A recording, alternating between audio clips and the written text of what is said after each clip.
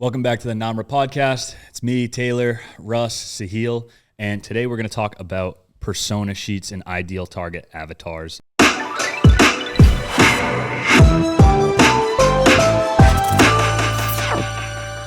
This is a great topic for anyone who's got their logo, they have their branding, they have their website, and they're ready to start taking on social media marketing. You're looking to create content, you're ready to do advertising, but you don't really know where to start because you don't have a background in marketing and you don't know where to take the technical marketing side of things. Things like outlining an ideal client, not really sure exactly what kind of content to put out there. This podcast is going to be for you, right? Mm-hmm. Yeah, I mean, the persona sheet is really like ground zero for all of the strategy moving forward, So processing this information up front, deciding who you are, what your audience is going to be, that's the foundation of everything, right? So exactly. And that's kind of why we came up with this thing, because when we get started with our clients and getting launched with our clients, they're an expert in their business and they expect us to be an expert in their business as well. So how do you do that through a marketing lens? And we basically created a worksheet, a one pager, if you will, or a PDF of just basic ways to walk you through what you do, who you're looking to reach, and how you can put out content. So this PDF, which if you're interested in it, we can send it to you and you can use it on your own, even if you don't work with us. But for all of our clients, this is something we do for them right when we get started. Part of the launch day. So Sahil, can you talk to me a little bit about why we do this, or let's talk about what it is in general and kind of walk us through kind of an outline of it. Yeah, definitely. Well, I think a lot of it is in the name, right? It's a persona sheet. Yeah, and I'll just bring it up on the board right here so we can see it.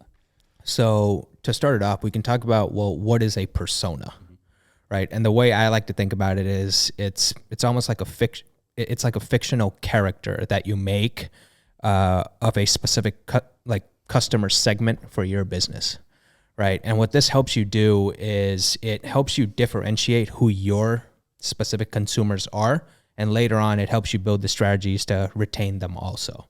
And that serves as the foundation of what builds a persona sheet. You're trying to answer questions such as the demographics, like what are these people's lifestyles, personalities, what are their pain points? Super specific. Yeah, I was going to say it goes back to being specific. You don't want to just say, I'm looking for everybody from ages 20 to 40 in Massachusetts. You want to define who that person is, what they care about, and that's what this sheet's for. Exactly. And so to kind of reiterate that, ideal, we call it a persona sheet. It can also be known as like an ideal client avatar, things like that. There are a lot of different buzzwords out there. None of them matter.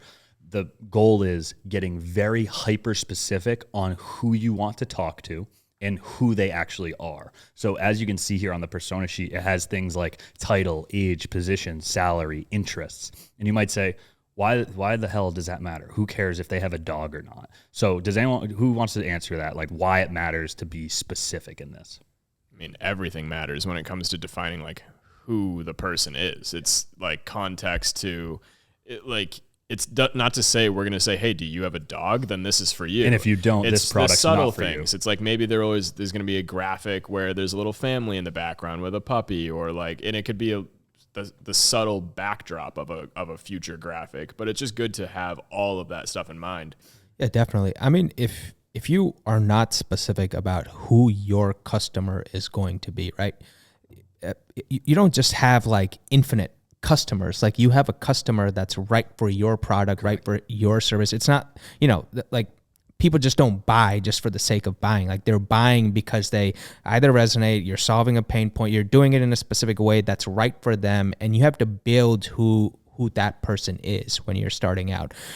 So it not only helps you, design the content plan and stuff later on, but it helps you just map out your buyer's journey. Yeah. If you don't know who that person is or their lifestyle or their personality, their demographics, like you don't even know the journey that they're going to be following to even kind of, touch your interact brand. with you. And so how can you provide them value if you That's Exactly. what I was going to say is it goes back to we're trying to make valuable posts, adding value so we gain followers and so on. So how can you add value to someone you don't know? And this might seem like something that's very, I already knew that, like I know who my customer is, but like how many of you have actually taken the time to get this specific into it? Like mapping out, this ideal customer's entire journey. Not many people do that. And that's where you lose some of that retention, because you might be hitting the goal of differentiation. You might know, okay, this is my customer. Like I know what I provide. This is how I do it. This is what makes me different from my competitors. So, okay, cool. You might have the differentiation piece down, but how come you're not retaining as much? Right? Why aren't they coming back? You're providing maybe value they don't give a shit about. Yeah, you might. It all comes down to and then you get better communicate with these people. So if you're not seeing the right people come through the door, you're probably not being specific enough. But B, if they're not interacting with you in the way that you want them to interact with you, you're just not being specific enough in your communications because you don't know them well enough. Yeah, you're forgetting both are equally important, finding new customers, but also retaining those customers. Like you don't want to be stuck in the loop of just the half, because now you're constantly, that's what leads you later on to waste ad spend and waste, plenty of dollars on finding like the issue, when the issue itself was you just never started from the grassroots of like, who is that person that you're trying to pick up as a customer, and what is their journey as they deal with your business. And you said something really important there. Do you know who your target customer is? Do you know who they are? Not do you think you know? And I see this all the time. It's okay. This is supposed to be, it's very simple. Like it's a simple sheet. But most people have never but it's thought not of it easy. before. It's not easy. It's simple, but it's not easy. And what I mean by that is there's a lot of people who need to step outside of their business and like get rid of a lot of the assumptions they're already making. Prior biases are huge. Exactly. You need to step out and relook at this thing, because I've talked to a few business owners who have been doing it for 20, 30 years, and they think they know. But when we actually pushed a little bit back on them and said, okay, why do you think this? They're like, well, that's just what I think. And a perfect example was a moving and storage company, been doing it forever. They thought that the ideal client, the person they're talking to, was a middle-aged man who was making the decisions. Well, what we did is we went onto their website, and I think I've talked about this before. The insights showed that 80% of their traffic on social media and their website, or 75% of their traffic, was actually younger females. So it's like, oh, it's not the men making the decisions. So if you were building a marketing plan based off a false assumption, you're screwed. You're going to be totally all off. Of your commercials are wrong and targeted towards the wrong people. And that doesn't mean that marketing won't work at all, but it's definitely suboptimal. So we want to be operating from a place of primary good assumptions and things that we what he said is perfect. Eliminating waste. Correct. Like that's what we're all about, is trying to make the most out of our clients' often limited budgets, and we're here for that. That's what we do best as consultants. And putting this persona sheet in place prior to running ads saves you a hell of a lot of dollars that you would normally spend casting a wide net, slowly learning over time through spending money on ads who's actually listening. Yep. Probably get to the same result, but we're going to save you 6 months of wasting money on ads to learn that, because we just put a few extra time in to talk to you up front, really understand you, and go from there. I think that a lot of times when we're talking about social media to people, whether it's putting out, documenting content on stories or just getting posts out there when you're starting from zero, it's okay to have the ready, fire, aim mentality. But when you're actually talking about building out a campaign, actually running ads, it has to be ready, aim, fire to make sure you're not wasting. Yeah. And then one other piece to this before we move on is a lot of people out there are like, well, I have like different clients. Like some of my clients look very, very different. And that's why we can there's persona 1 multiple and then avatars. persona 2, multiple avatars, and you should have multiple you shouldn't be messaging every single client the same way. A perfect example of this might be in real estate. Your FHA borrowers are going to be very, very different than maybe your larger portfolio investors and lenders and things like that. Those two people are totally different, so we should have a different messaging for both, right? Yeah, absolutely. I mean, if you're not able to distinguish who your customers are, if how many times do we ask like who is your ideal client, and like it's just one answer. Yep. Like that's incorrect. Right? Yeah, there's multiple cases, there's within a primary, a secondary, tertiary. Unless you sell one flavor of cupcakes and that's it. Right. Exactly. There's so much distinguishing factors within your base that you truly don't realize until you take the time to really, build out this sheet. It's not going to only help you answer, okay, who's your target and what's their pain point, but again, it helps you map out that specific person's whole journey. Mm-hmm. Why does that matter? Well, if you put themselves, if you put yourself in their shoes and you go through what that specific customer is going to go through the process of, and their interaction of working with you, it helps you identify the touch points. It helps you identify, what it is that specific person is going to want, and you can fix things within those touch points because let's say you are not strong in one particular thing, you might be able to recover later on during another interaction. Bugs on your website. So you need as many of those as possible because that's where the retention comes in. So and we can go into that as we continue on. Yeah, and so now, all right, so we have the persona laid out. We have 2 or 3 really good personas drawn out. The next step, right? The next step is addressing pain points. So do you want to talk a little bit about what they are, why they matter? Yeah, absolutely. I mean, when I think of pain points, and you guys can elaborate on this, is why does this person need what it is that you do? Is it something that's impacting their lifestyle? Is it, just like a regular inconvenience day to day? Like what is making this person even search for something that can service, can are help you a commodity? What are you to them? Exactly. And that's different for, again, every single customer. And that's why you need to branch out. Every person is different based on these demographics, the lifestyles, the personalities that you're building off of. And what is the expectation behind that? Okay, well, if they are, if they're fighting with one particular pain point, well, what's going to be the solution behind that, and what's going to be their expectation that leads them to actually make that purchase or go through with it? Because the pain point is one thing, but what are they expecting in return of that pain point is the second thing. That's right. And at the end of the day, any customer behavior, any customer buying decision we have to assume, built on some kind of pain point. If you want food, it's because you're hungry. Right. What else? How can we go through 1 to 3? I always put just 1 to 3. There could be 10. There could be 2 different major pain points. And rank order these. What's that's the biggest thing is just if there's 10, you want to come up with what's the top 3 so that we can make marketing content around that. Exactly. So and every once in a while you can talk about pain points and solve pain points 9 and 10, but primarily it should be usually an 80-20 rule. 80%. And that's the whole point, is we're building the whole strategy. It's what percentage of our focus are we going to put into this messaging and talking to this person about this, and that's the whole game. Exactly. And it's like it helps you find people of similar behavior as well when you do that, right? Because others are going to have a similar pain point. Unless you started a business with literally the one person that, but it's like others are also going to fit that.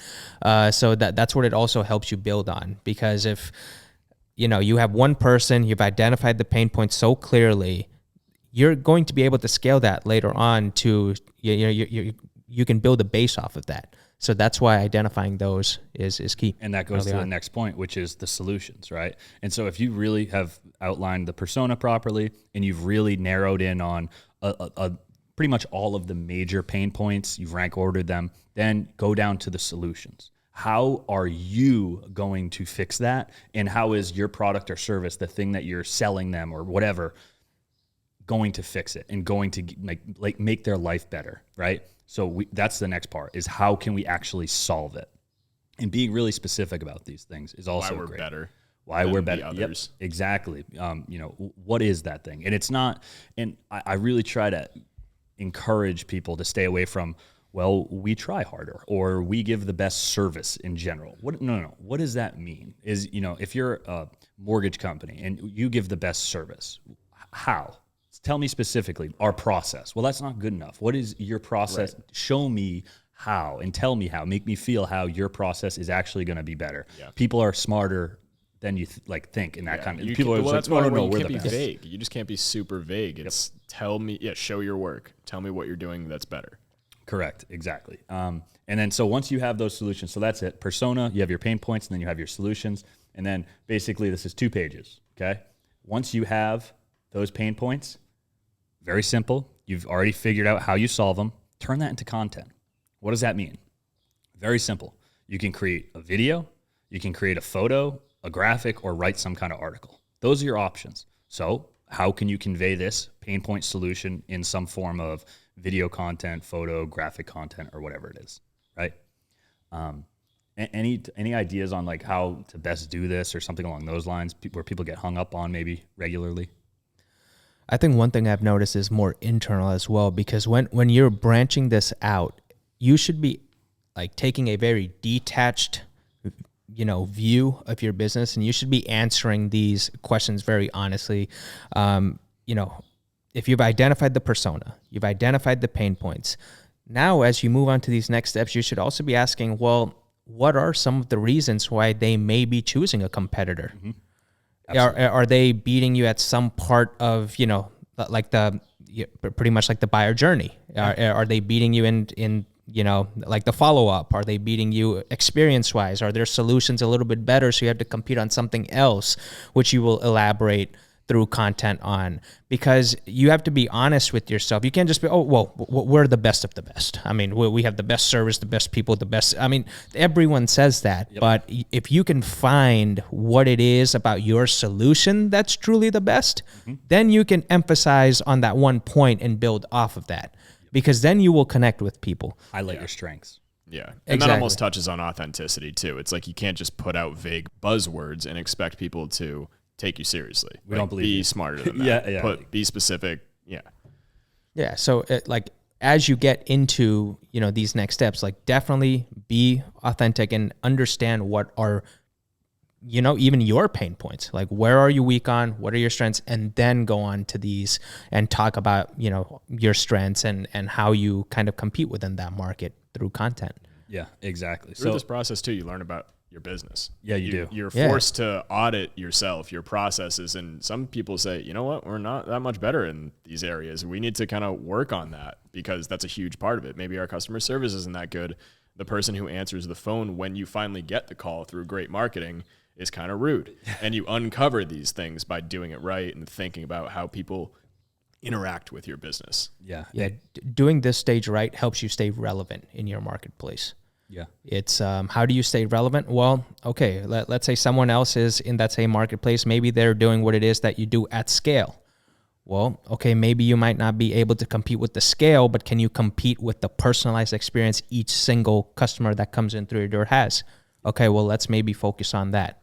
How do you make that fit? That's maybe something you might be doing best, but you are not emphasizing because you're just trying to say, well, we can do what that guy does. We can do what that guy does. It's no, like focus on the experience. Yeah. And that's going to go back to the persona. Maybe your customer is that person that wants a very tailored, personalized, over-communicative, process once they're talking to someone. And that's not going to be the right customer for that guy who has this, like the economy of scale and just a massive company already. But you might be able to now build your own base. Mm-hmm. Later on, you can always branch out, add more services, add more range, but it's that's why that's so important. It's going to help you stay relevant to your specific consumer base.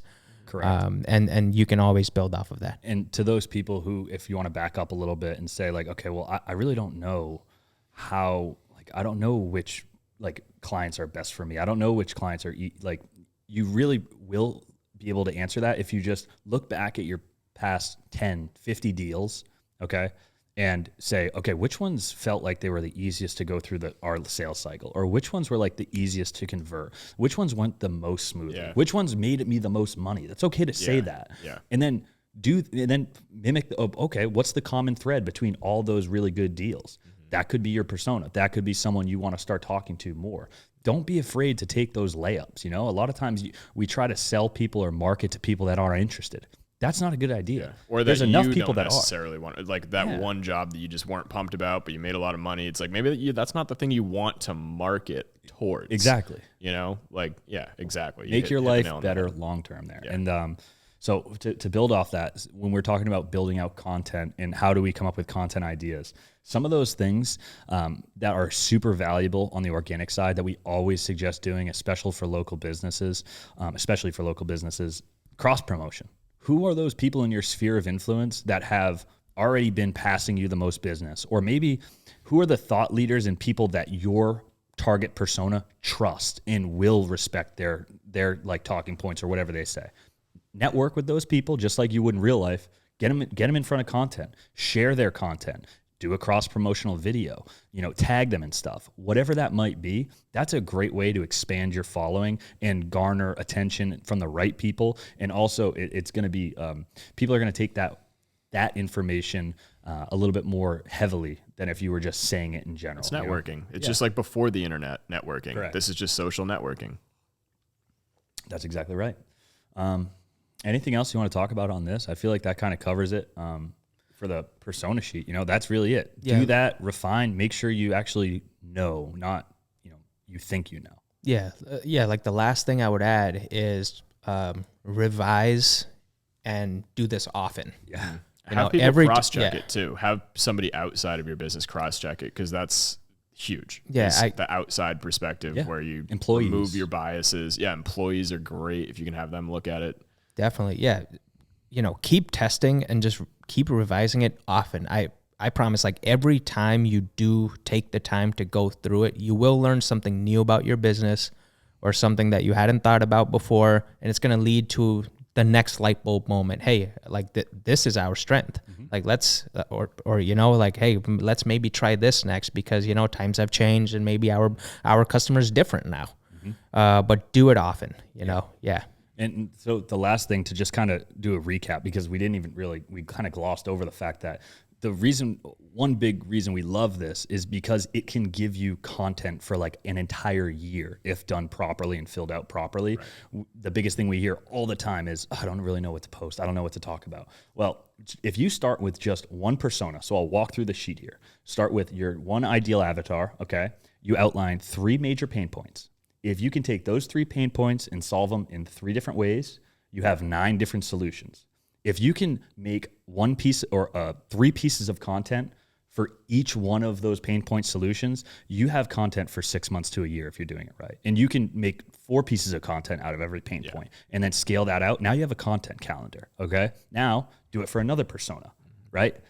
Jumble those up in order, and now you have a whole content playlist for the entire year of valuable content that actually resonates with your audience. And that is how you come up with a content calendar, not just, what do you want to talk about today? Right. Not just, anything. Like a relevant content calendar. Exactly. Which is going to if you have a relevant content calendar, then you will stay relevant in your marketplace. Yep. Without a doubt. End it right there. Yeah, I think end it. That's good. All right.